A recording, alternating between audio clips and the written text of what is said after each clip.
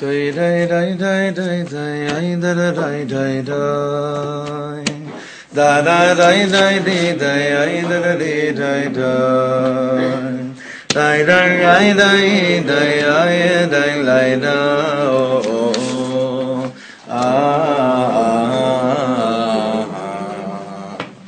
da da da da da da da da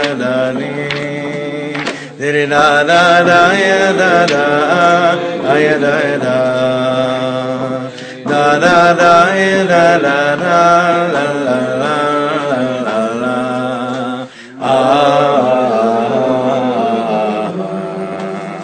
da da da ya da da da da ya da ya da da da da da da da da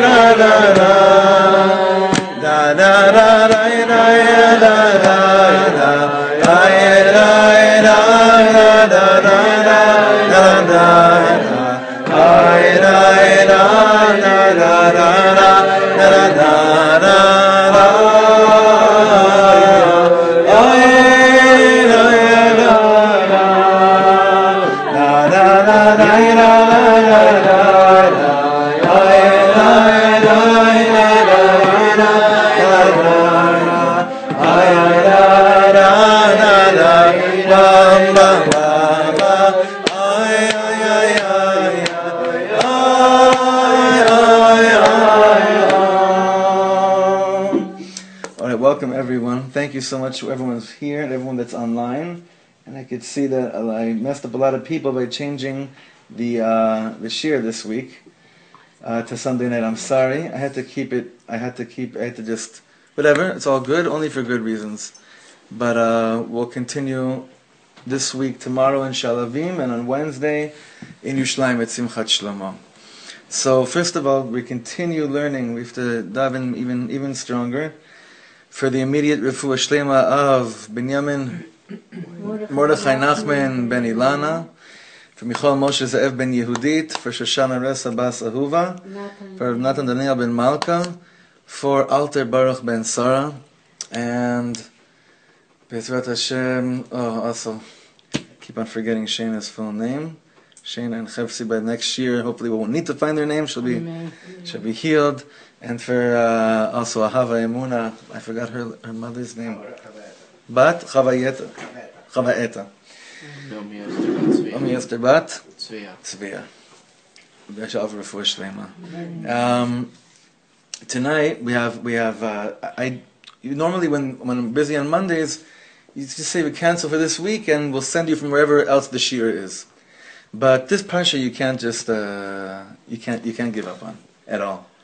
You just can't give up on. So I know that some days a lot of people have things going on, but I couldn't give it up. So it's a very, very much a very selfish act of just me wanting to connect to one of my favorite parshiot in the Torah, Bechukatai.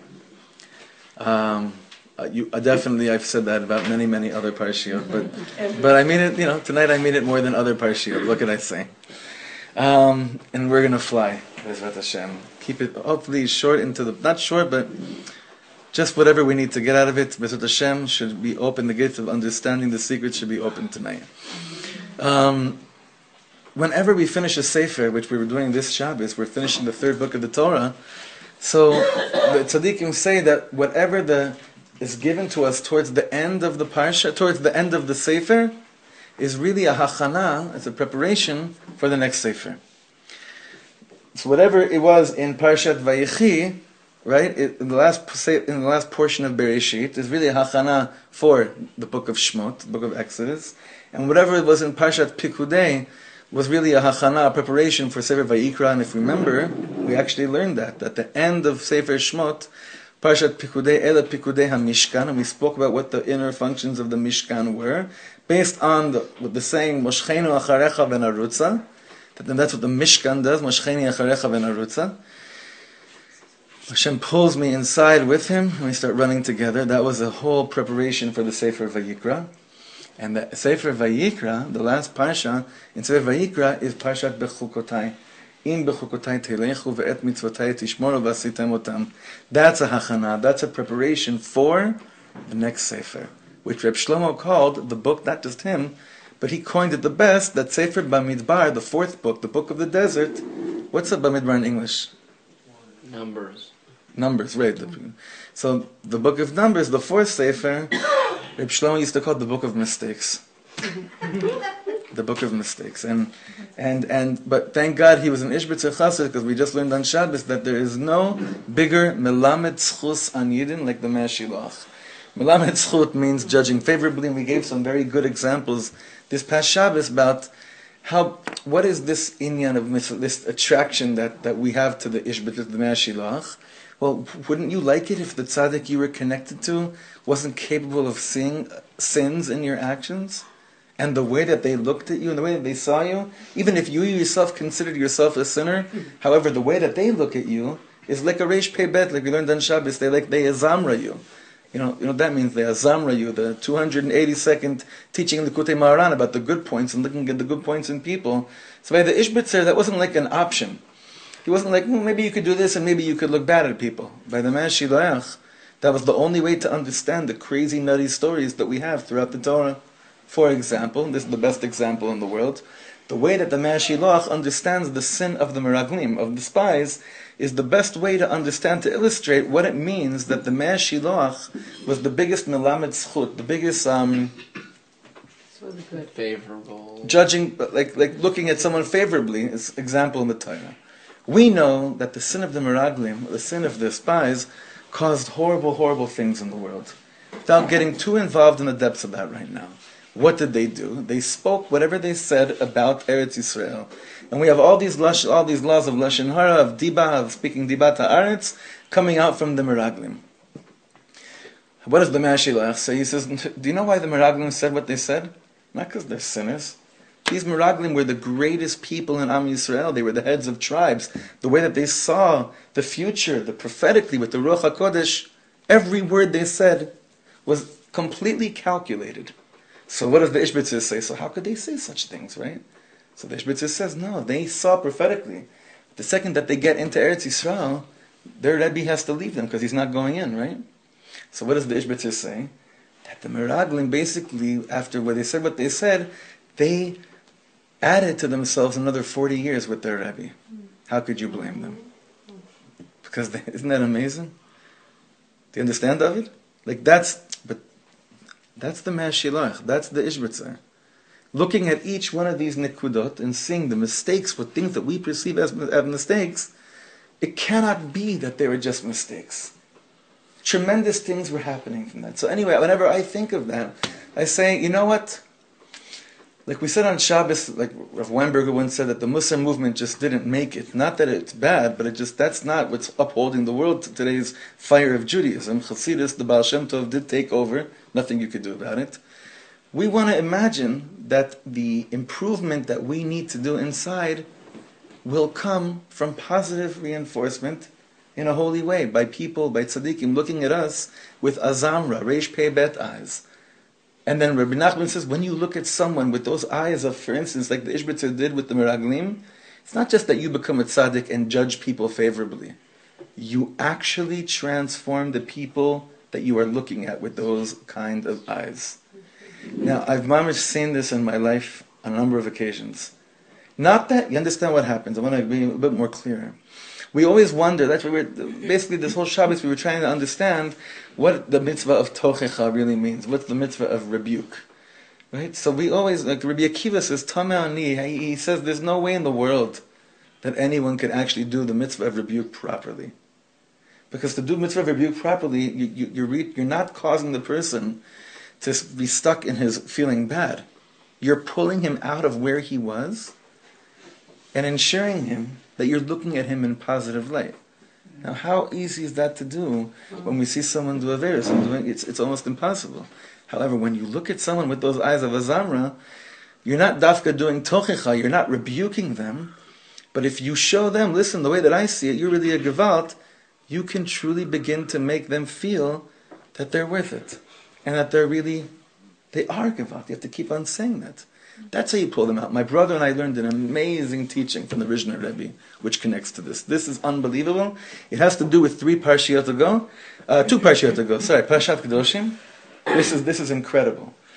You remember the pasuk says, Ribono Shel Olam says, Kedoshim tiyu ki kadosh ani. You shall be holy because I am holy. We have such a hard time understanding how God could expect us to be something because He's like that, right? Like, okay, be holy, and also create heaven and earth because, hey, I did. Create man and woman and do it in the way that you did it because I did. So the Ishbitzer says that, the Mishnah says, and the Midrash says they're Yachol Kamoni, but we could be holy like God. That's not what it means. It's obviously impossible to be holy like God. So then it says Talmud Lomar, which really means Tilmod Lomar. The way that you get to be holy is that Tilmod Lomar, learn to keep on saying Ki Kadosh Ani. Walk around saying, I am holy. I am holy. And what will happen to you?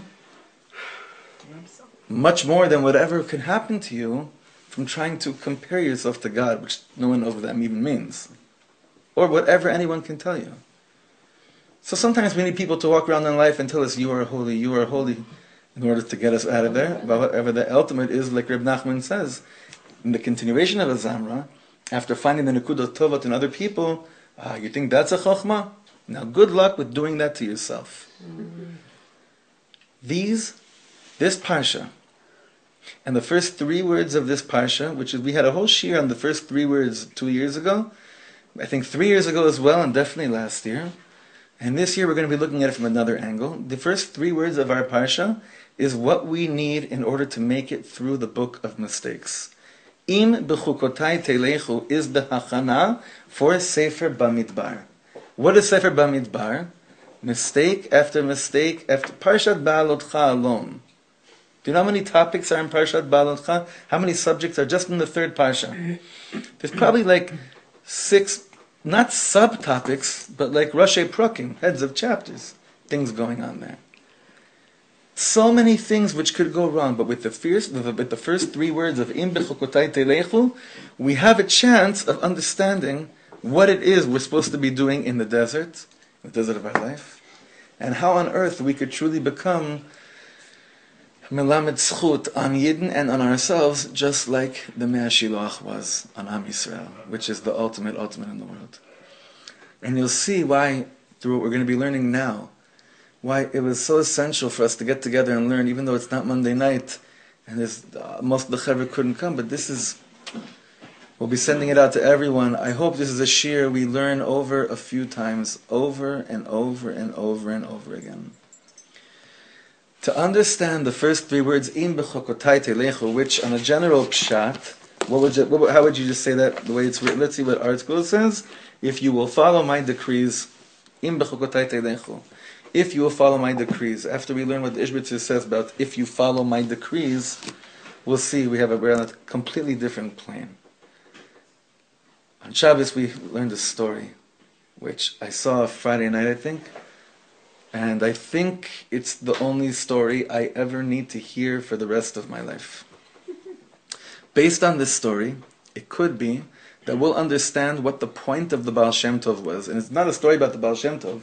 It's a story which took place approximately 80 to 110 years after the Baal Shem Tov was alive. It's already 3rd, 4th generation Chassidut, maybe even more. Maybe like 150 even, I'm not sure exactly. However, when you see certain Chassidish stories, you understand, like when it really hits you, you realize, this is what the Baal Shem Tov had in mind. Like, There's a million things we took on with Chassidut and different concepts. The tzaddik, his polidus, his bonanus, his kafia, his hapcha, all these different terminologies within mainly the schools of thought of Breslov and Lubavitch. But sometimes you hear one Chassidish tale and you're like, boom. That is what the Baal Shem Tov meant. That's why he did what he did and hid and revealed himself at the age of 34, like all these 36, all these crazy things. 36. Baal Shem Tov was born in 1698 and the revelation was 1734. 36. It's like, so I feel like that when I learn a certain Nigun, so I realize, oh, this is what it meant. Like, I remember when I first learned Reb Nachman's Nigun that we sing at Shalosh Shuddis and on the chuppahs, I realized, I remember I had to sing it at a chuppah in New York, and I had to learn it. And I had David's, Alav Shalom's copy of him singing Rabbi Nachman's Nigun. That one, and I had Raz Hartman's. It's a little bit different, the two of them. But I remember being on the plane the whole time, and I realized that if I really want to learn this Nigun, I have to really learn the depth of the Nigun, not the notes. If I learn the notes, even if I sing it right, that's not what the Chassan wanted under his chuppah. Dear friend of mine, Menachem Pro, Mike Pro from Woodmere, was his chuppah in Marina Del Rey. And I remember being on the plane, I mean, like, this needs to be chakuk into me. This needs to be carved into me for me to really get this nigun. For me to be miskashe to this nigun, mamash connecting to this nigun. And it's really like, I never forget what happened to me on that plane. It was like a whole transformation, and I was standing by his chuppah, and right before the chuppah started, he gave out tikkun haklalis to everyone in the crowd. It was so intense. It was so powerful and intense.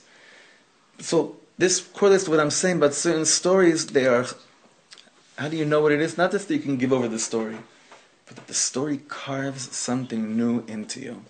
Because tonight, like the title of the shiur is, how is it possible to carve to the Ribono Shel Olam, God, into our being?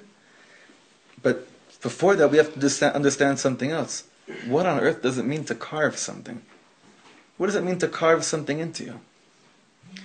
So, perfect timing. I said shtuyot the whole time. I was talking shtuyot now the whole time till you walked in. Chas v'shalom. All right, this is the story. It's a two-liner, but it's my chukuk, it's my carving. Last week, and we learned this in the Ishbitzer, and this past Shabbos, there's a whole inyan of deceiving. Remember this we were learning on Shabbos? There's a whole inyan of deceiving. You're not supposed to, when you deal with the land, with property of land, it's so easy to deceive people when it comes, like Rav Riskin told us, first year of Smicha, when it comes to self-justification, everyone is an outstanding genius. It's unbelievable. But when you have karkaot, when you're involved with real estate and stuff like that, and it's not really here real estate in Parashat Behar, it's more with the inyan of Shemitah and Yovel. In the 50th year, people going back to their lands, so it's amazing. It's like the Torah is saying, okay, listen, when you go back and start negotiating and all these things, you have to realize it's very easy to deceive people and be dishonest with them when it comes to these things.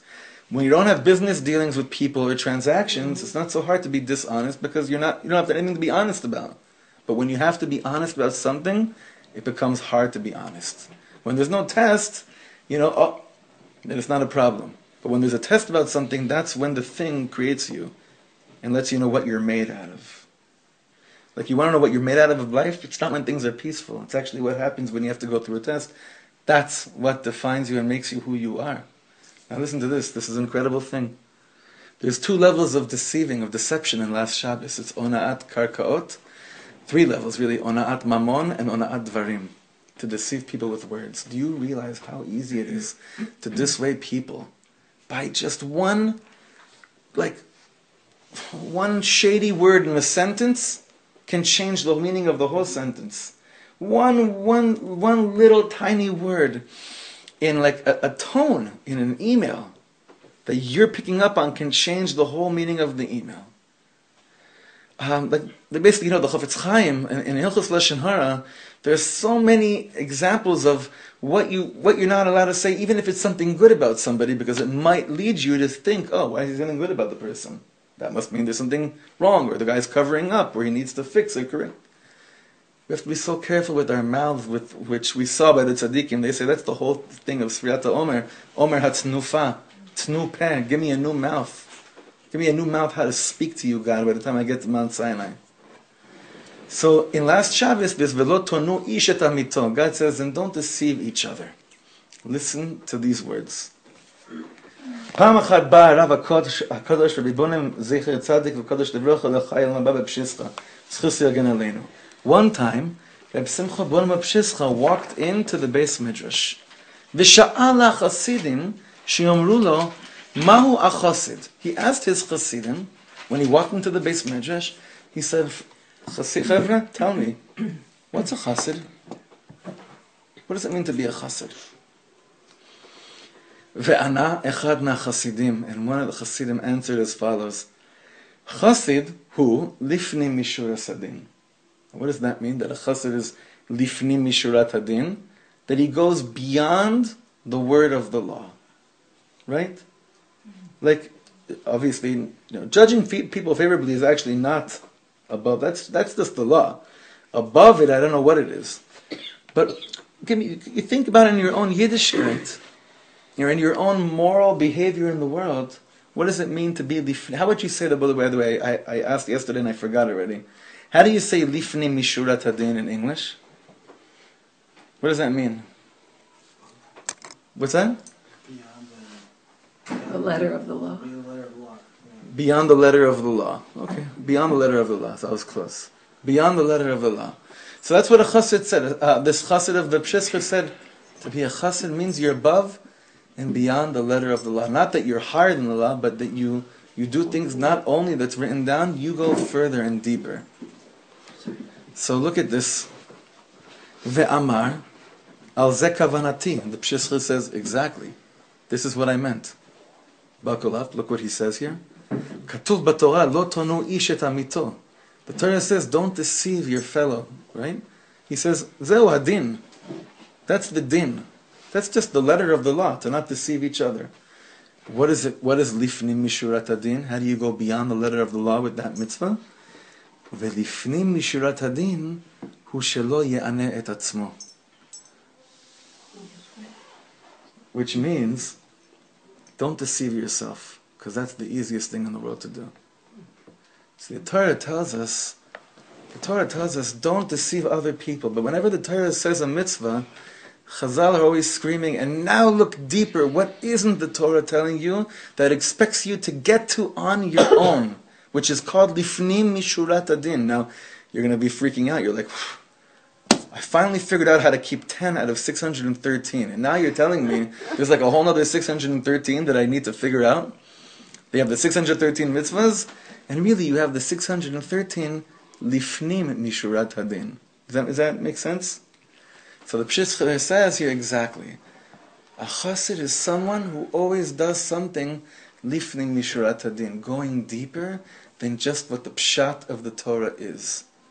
The pshat of the Torah is do this. But what's the Torah really telling you that it won't tell you in words? Why doesn't the Torah tell you certain things in words? Because it needs for you to carve it into yourself on your own.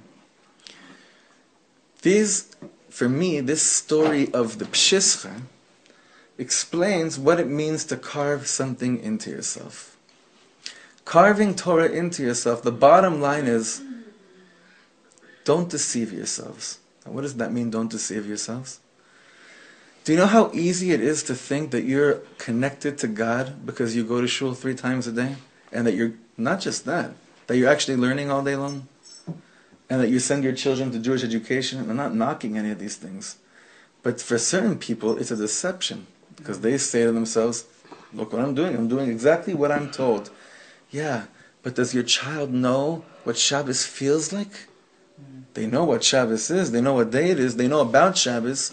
Do they have a te'ima of the Shabbos table in your house? Do you have your own smell of your own Shabbos table? It's the checklist Jews that Shlomo would talk about. Checklist Yidden. Rav Weinberger said that. Yeah, checklist Yidden. Checklist Yiddishkeit. Which is, you can still deceive yourself and you can fool yourself that you actually think you know what you're doing. I mean, I never forget this, I was in a shul, and someone stopped in the middle of the davening, and he started crying during Shema Kol, he was a Chazan, Chazeret Hashatz. It was in Batei Broiden, it was in Nachlaot. Batei Rand over there, in the shul. It was one like Monday morning, I think. I remember it was a great minyan. Yonatan Razel was in the minyan, a bunch of Chaver in the minyan. It was very high. And it's very Monday morning, and the Chazan gets Tkavish,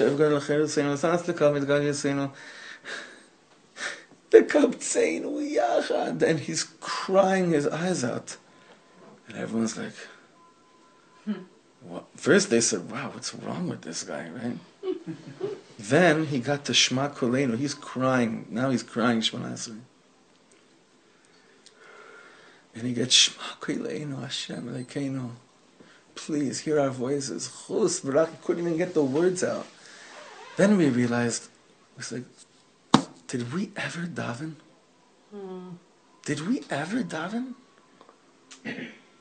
When you see someone who the davening is carved into them, that it becomes a part of their mitziut, and not just a chavaya, it's part of their reality, and not just an experience, that's what it means, that something is carved into you. That it's not an experience, it's your mitziut, it's your reality. These are two completely different worlds. To keep the din is to daven. A chassid, and maybe what the yesod of the Baal Shem Tov was, what the Baal Shem Tov needed to do in the world, is he says, we are going nowhere if we don't carve the mitzvahs and the Torah into our beings. We're going nowhere unless we go above and beyond the letter of the law. If we don't go and try to figure out how to make the mitzvahs part of me, part of my existence, part of who I really am, how much am I really, really, really connecting? And how much of what I'm doing is actually affecting my neshama? Remember, Rabbi Shlomo would say many times, he'd say, Yidden, if you're going to keep Shabbos anyway, make sure that Shabbos keeps you. Remember? Like Rabbi Shlomo's Perush of who's Shomer Shabbos, he says, do I know God's cheshbonos of who's from enough on Shabbos and who's not? I have no idea. But what's for sure in his book, he said, someone that's Shomer Shabbos is someone that the Shabbos keeps him alive. And it's someone that can't sleep at night until everyone has that level of connecting to Shabbos. That was his concept of Shmir Shabbos.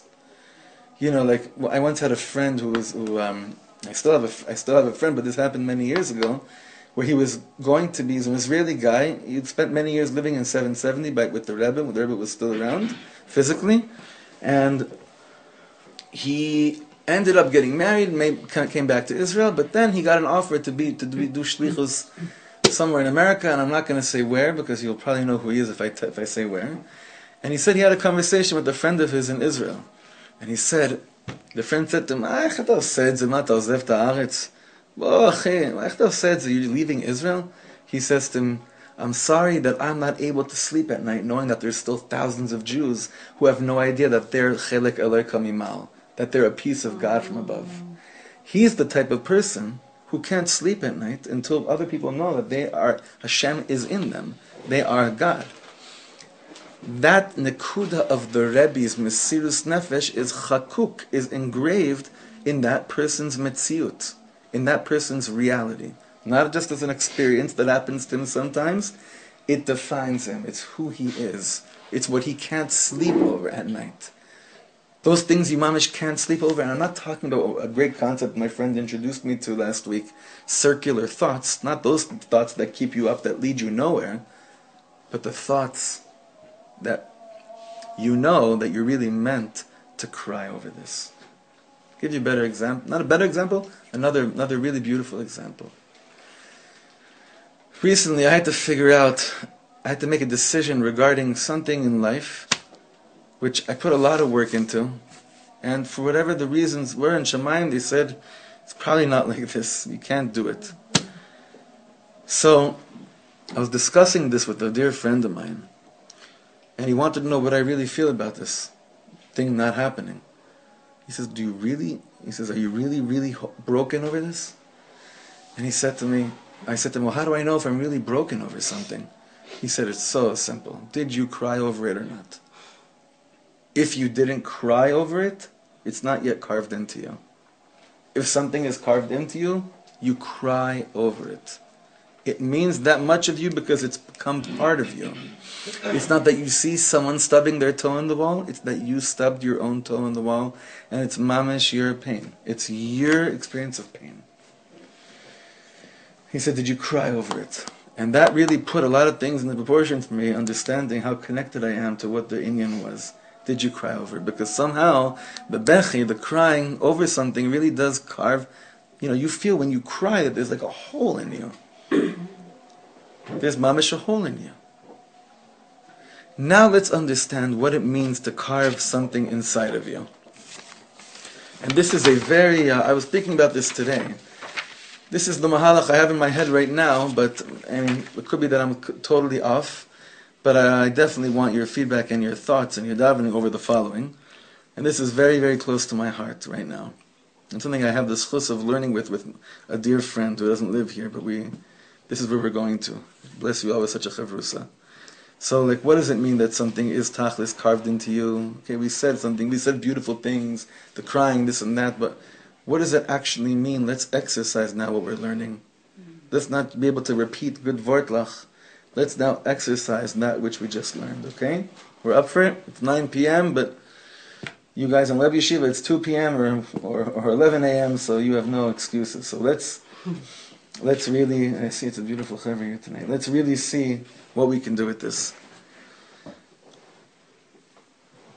When something is carved into me, what's the actual action that's taking place inside? I want to give a phrase to what it means, describing the action of a carving. And the carving is breaking an illusion. What's the illusion that most of us, that I live in, and some of you maybe, but I know I do very often. What's the illusion? That me and God are two separate entities. There's me, then there's God, and it's like another person. Okay, he's not a person, he's God, right? But it's two people in a ring. It's me against, right? Do you hear what I'm saying? Or do all of you walk around understanding that when you're touching your finger, you're touching part of God? Right? No? Not so much? Nervous smiles? Halavai, right? What's this illusion of all illusions which needs to be shechted 1,000,000 times over every day? That there's no such thing as two separate entities. It's not me and that there's God and I'm trying to get him into my kishkas. All I'm trying to do is break the illusion that there's actually a disconnect between me and God. So what does it mean to carve something into you? It doesn't mean to put something into you which didn't exist. It means to look at the mud that's blocking this and understanding that all it takes is to go, like we said so many times. It's not taking something that doesn't exist and putting it inside. I'm carving it into you. That's why you have people that keep on running from Rebbe to Rebbe, from tradition to tradition, from country to country, because to them it's still a separate entity outside of them. What Rabbi Shlomo was ridiculed for on a very serious level was that he never told people what to do and what to take on, because he always felt that people know exactly what it is they're supposed to take on. They just need that one person to connect them to that nekuda. But I want to just, for a second, for 1 minute, open your hearts very, very strong, and imagine this. Not imagine this, but let's recognize this. It is an ashlaya of all ashlayot. It's an illusion of all illusions. That we are two separate entities. That I walk around all day long and God's looking over me and it's like God's there and I'm here. It's not that. If I say I am God, like that I'm not God and you're not God, but we are. Do you know what I mean? We have this milchama with the two nefashot, nefesh bahamis and nefesh elokis, with the animal soul and the godly soul, but it's not two separate entities. And maybe, like the Rishner said, if you start walking around all day long saying Ki Kadosh Ani, Ki Kadosh Ani, that I am holy, or maybe if we had friends like the Ishbitzer's way of looking at Jews, you know what would happen to us when we realize that we are part of God? We'd become real Hasidim. Why? We'd become Hasidim based on the parish of Reb Simcha ben Reb Shescha. We wouldn't be able to deceive ourselves. We wouldn't be able to cheat ourselves over anything.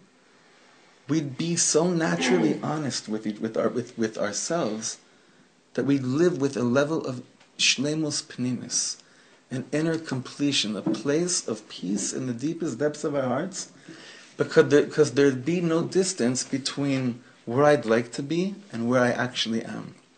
Because by God, there's no difference. It's haya, hove, v'yeh. By God, huh? Someone say something? That was a groan.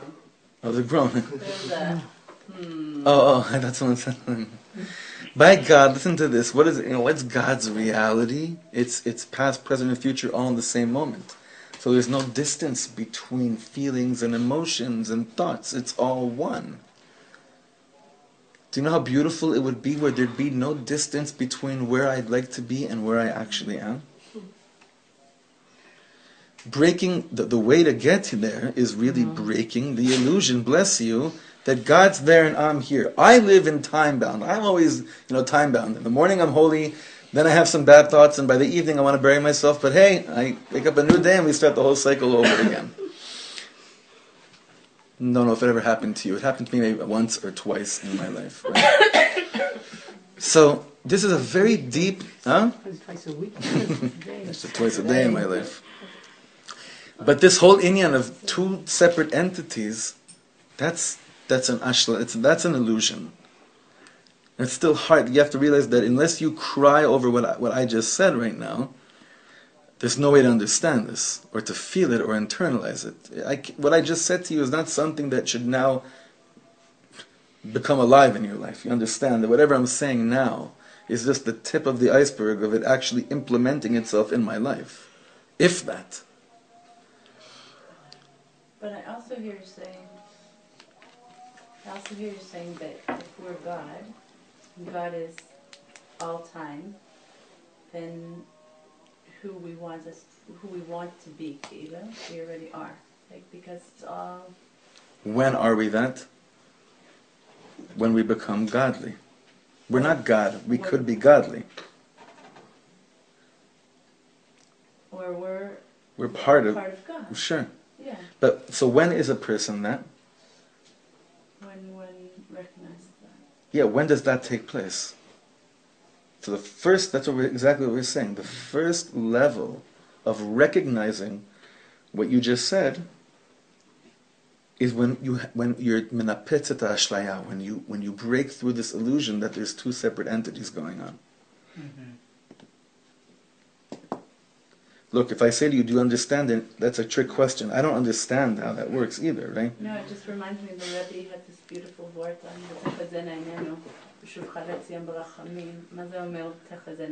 why lift up our eyes? Because he says, Mashiach's already here. We just don't see it. So we're davening for God to allow us to see it. That's what I hear you say. Yeah. No, this is the direction. Yeah. This is absolutely the direction. So there's two levels, this is the direction, and then what happens to us once we're kind of there already, But this is exactly the direction that we're speaking about right now. This is what it means you're not carving anything new into you. But you're just lifting your eyes up to what's there already. Well, you keep saying carving something new. The nature of carving is to take out. So this is exactly where we got to. This is where we get to. So, some of what is carved out, what are we making space from? What are we carving out in order to put something new in? You, meaning the part of me that thinks it's its own... Negativity. Not the negativity per se. It's not negativity, huh? The klipot. The yeshut, the yeshus. Yeshut means what's the word? It's ego. It's the ego. But when we say ego, it's like we usually think, I'm full of myself. I'm not even talking about that level of ego. I'm talking about the whole inyan of that there's me and I'm a separate entity from Hashem. Not, it is the ego, maybe psychologically, in psychological terminology, it is the ego, but the ego means much more than the way that we refer to ego today. We refer to ego today as, haughtiness, right? It's not that. It's so much more than that. It's anything that has to do with kochi ve'otzem yadi asaliyas achaylas, and my strength and power created what I have for me. Anything that has to do with that. The second that you realize that all you are is a tzinor, for a pipe, for more godliness to come into the world, only then do you begin to grow. Only then are you truly walking somewhere. And only then, like we've been saying, all of Sfirat HaOmer, do you begin to have a direction after slavery. Because, once again, freedom without direction is just another form of slavery.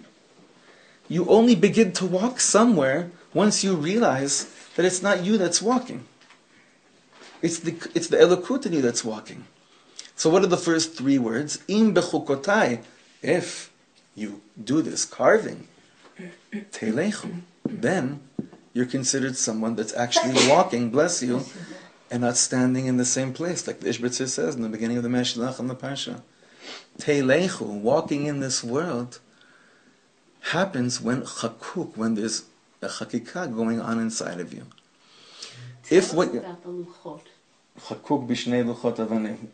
Is that what you meant? Because that's exactly what this is, but I wouldn't be able to say it. I'll try to get it afterwards. I'm just trying to finish the Mahalach right now. But if we're able to do it afterwards, I'll try. It's already 9:15. We didn't even start anything. This must mean this stuff is important. You have people all the time that they say, look, I took this upon myself and this upon myself, and I started doing that and I started doing that, and nothing's changed yet in my life. I've heard that many, many times. Many, many times. So, based on this, why isn't there any halicha? Why isn't there any walking going on? Because you did stuff not on the level of lifni mishurat adin, you just did the din. But when you do something lifni mishurat adin, above and beyond the letter of the law,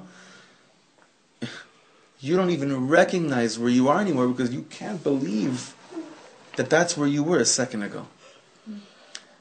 The real spiritual growth is when you look back after a certain period and you're not like, wow, look how far I've come. You're like, wow, I can't believe that's the way I used to think and react and respond and celebrate my Judaism. I just can't believe it. You're telechu. You're in a different place. And what's the whole story of Bamidbar? How do I walk through the desert? Am I going to walk just hopefully schlepping my feet place to place, or am I walking in Bechukatai Telechu? That's Azai Sefer Bamidbar.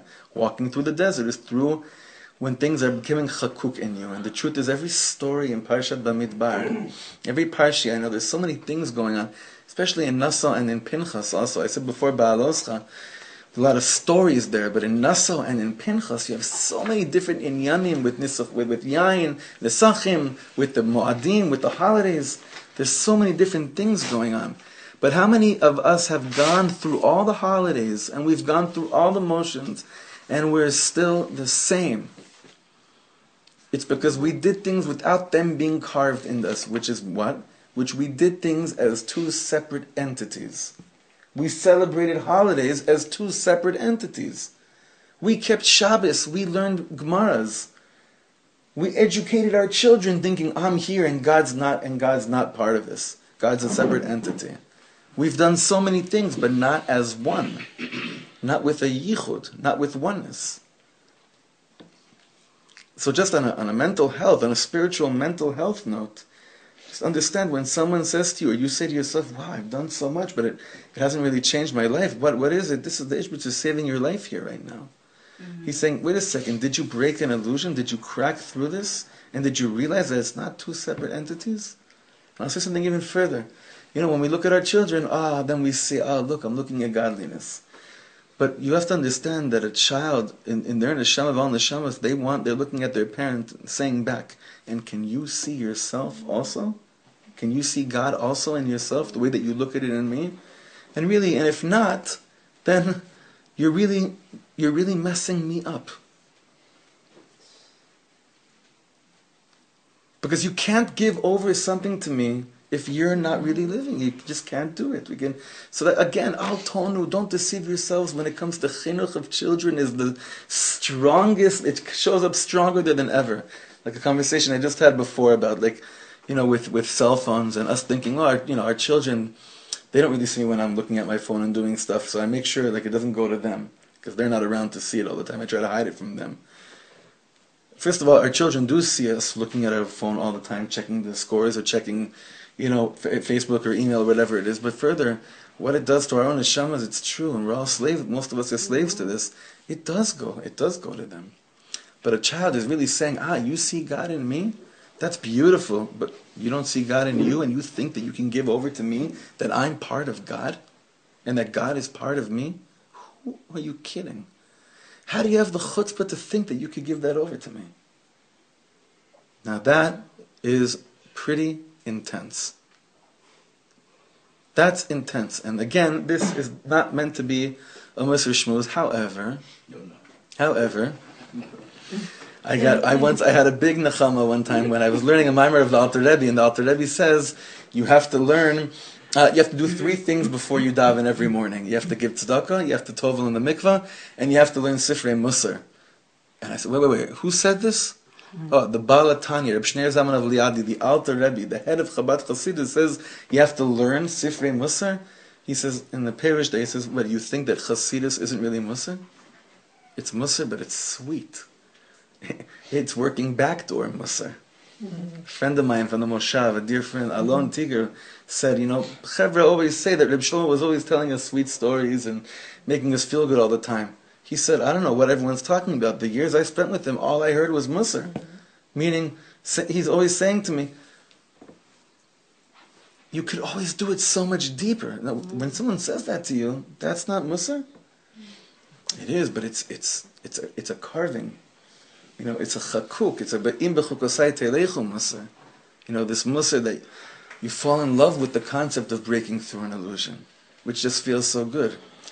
So here, this is really where I want to. Honestly, we could go on right now till Shabbos, till Parshat Bechukatai with this teaching with Ishbitzer, because we haven't even begun. I'm not kidding. It's not like I'm not trying to exaggerate right now. We haven't even begun to understand what these first 3 words mean. I'll just say quickly. The Ishbitzer says, Chazal say im, which we translate as if you walk in my ways. But im, the Ishbitzer says, and the Midrash says, en im ela l'shain tachanunim. Im doesn't mean if you will walk in my ways. It's God pleading with us, saying, if only you will walk in my ways. If only, if you do this of chakuk, if you're able to do this of carving yourselves out of the picture and realizing we're in this together, we're one, something happens. So I want to read for you a few things that happen once you go through the full kavana of im bechukotai teilechu. What are some of the things that happen to you? Well, first of all, va'asitem otam, the pasuk ends, which means then you finally actually kept Torah. Im bechukotai teilechu ve'et mitzvotai tishmaru gewalt va'asitem otam. That means you're finally really keeping Torah. But first you have to go through the chakikah. And then what happens afterwards? V'natati gishmechem be'itam. I'm giving you rains when you need it. Menatna haaretz yevula ve'etz hasadeh yiten piryo, vegetation. Then everything will just flow. Nature will be one. Everything will flow. And even deeper stuff, v'achaltem lachmechem lasova. You know what that means? It means that people won't be abusing their abundance, and that there won't be anything in the world, no such concept as someone that doesn't have bread. It'll be the end of poverty. Further, v'yishaftem levetach be'artzechem. And we'll finally dwell in Eretz Yisrael for real. V'yishaftem lebetach, meaning you'll for sure dwell in Eretz Yisrael, but you'll dwell with bitachon. You'll dwell in Eretz Yisrael with such trust, with such honesty, with such oneness with Hashem. This is what? In Bechukatai Teilechu. If only you would carve me into you. If only you would do stuff, if only you wouldn't deceive yourselves, then everything that you wish for would actually happen. You'll stop running from Rebbe to Rebbe. It'll be a nahar, it'll be a flowing river. What else happens? One nice thing, v'natati shalom ba'aretz. That's a pretty thing, It's a pretty cool thing, that Hashem will give shalom in the land. I think that's pretty nice. But even let's go one step further. And then it says here, something that we learn every Elul, which I want to end with.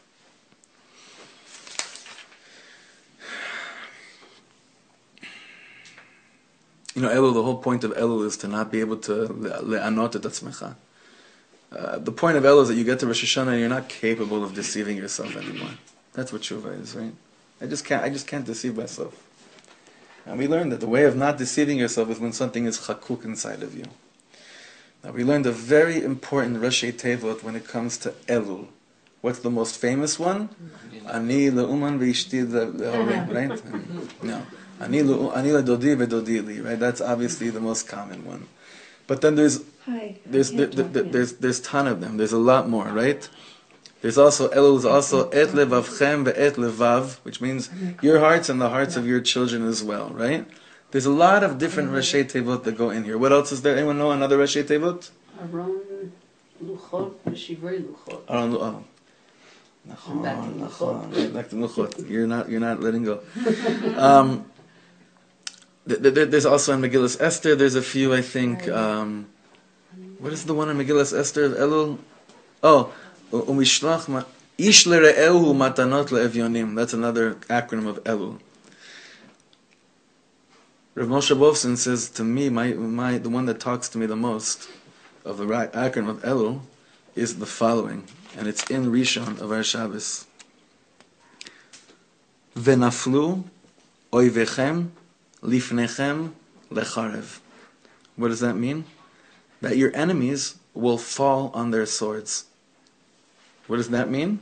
That all the things that we're struggling with, they will kill themselves. They will commit suicide. What does that mean? It means that all those things that I work so hard on trying to conquer, if instead of trying so hard to conquer it, I just bring God into the picture, all those illusions and fights and things that are driving me nuts in my life will simply fall on their own sword. They will kill. You're going to be operating on a completely different level. It's like we always think, look how far I haven't come because I haven't gone over this, I haven't conquered this, I haven't conquered this. But that's just because you can't conquer anything because there's two different entities, you and the Ribbono Shel Olam. But if you realize that you is the Ribbono Shel Olam, that's part of you, you won't have to try as hard as you try of all these different things, which usually lead to circular thoughts. Why? Because v'naflu oivechem lifnechem becharev, these things that you're trying so hard to conquer, they will disappear on their own. Real spiritual growth isn't when you realize, wow, I went through that one. It's that you're growing with God and you're walking finally for the first time in your life, and then you look back and you realize, oh my God, I didn't even have to fight through this thing anymore. That must mean that thing which I used to fight killed itself on its own. I did my job, it did its job. Friends, this is the deepest Torah in the world.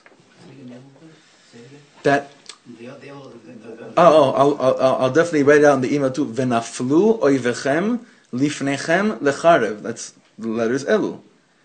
Venaflu, not in the order, right? But Vav, Aleph, Lamed, Lamed. It's Rashi Tevos Elul. That your enemies will fall on their own swords. That's what people would do Nebuch in wars. When they didn't want to be captured, but they were losing the war, you fell on your sword. So we're about to go into the desert, into Bamidbar. And the Torah is telling us, in Bechukatai Rabbi, it's really God pleading. God doesn't need this from us, by the way. God doesn't need anything from us. You never find, like the Ribbono Shel Olam says, Vaydavar Hashem Moshe lemor, Ani chafetz sheta'asu kach, I want you to do so. There's nothing like that. But God is saying, in Bechukatai Rabbi, if you're going to be keeping my Torah and mitzvahs, you might as well just carve me into you and realize I'm there the whole time anyway. But it doesn't just mean like, if you'll do that, I'll be good to you. If only you do that, then you know what happens to you? V'naflu oivechem lifnechem lecharev. Then all those things that drive you insane and that keep you up at night and that make you doubt the existence of God, the relevance and relativity of the Torah, all those sfekos in life, all those Amalekites, all those Amalek soldiers will fall on their own swords. V'yishavtem lavedach ba'aretzachem v'natati shalom ba'aretz. Then you'll sit mamish on your own land with such bitachon. Kadosh Baruch Hu should help us realize that we do have enough guts to crack open this illusion, and to realize that's enough of all these chavayot, enough of all these experiencing. It should be a metzius, it should be a reality which is one big chavaya, which is one big experience. And alavai, we should become true emes deke chasidim, that do things lifni mishurat adin, always above and beyond the letter of the law, because we've seen how far just keeping the din has brought us. We see how many hundreds of thousands of years people have lived and they've kept so many things lefi hadin, and they haven't been able to give anything over to their children. And they wonder why. And the first question is I don't understand. I paid, well today they say, I don't understand. I paid $27,000 a year for their Jewish education. That's great. You know that you can give you could save $27,000 a year if you take one extra second and look at the Kadosh Baruch Hu during the meal and say, Oy, Shabbos, and what that could do to your child is worth $50,000 a minute of Jewish education. I believe, I have to, because if not, then we're really messed up. But I believe that we are on the right direction. I really do. I believe that our children are showing us this. That you look into their eyes, and they're looking at you with eyes of, do you think you could give this over to me? Make me feel so secure when you yourself are so freaked out about life? Please. Please. So Alavai, we should have a good gebench chakika, a week of chakuk, a week of feeling that we're actually finally beginning to walk and not standing in the same place. You know, that's what, that inyan of telechu. Now it's important. Maybe I'll do this. You know what? Please go over this teaching. I mean, it's amazing. There's no text tonight, and you still have to go over this teaching. You understand? Dafka, you have to go over this teaching. I will be sending out also a transcript from a few years ago, which we did, and maybe also the audio from a few years ago, what you were learning. What was it, last year? What's the title? Yeah, this one. I'm gonna send. Be'ezer Hashem, I'm gonna send you, and you'll see that goes really in depth with what the Ishbitzer is saying. But you'll see that everything the Ishbitzer is saying is really a hachana, a preparation for beginning Sefer Bamidbar, which is going to be. If you thought we were flying until now, it's. I've never been more excited to learn ever in my life with people, because I feel that we're Baruch Hashem done. We're done. Those of us who are learning here, we're done with just going to good shiurim, because this isn't a good shiur. It's like you walk out of here more puzzled than before you were in. It's not a good shiur. Oh, I feel really good. I went to a shiur. I had a friend that his wife told me. My friend told me that when his wife would come home from the shiurim, he got mad at me. He's like, my wife went to your shiur, so excited. Then she came back and she started questioning everything about the way she does anything. I said, so what happened next week? She said, well, she went back and continued to question what it is. This is not obviously anything that I'm saying. These are the Torahs of the tzaddikim that we're learning from, obviously. Not that I have, honestly, this is not to sound humble.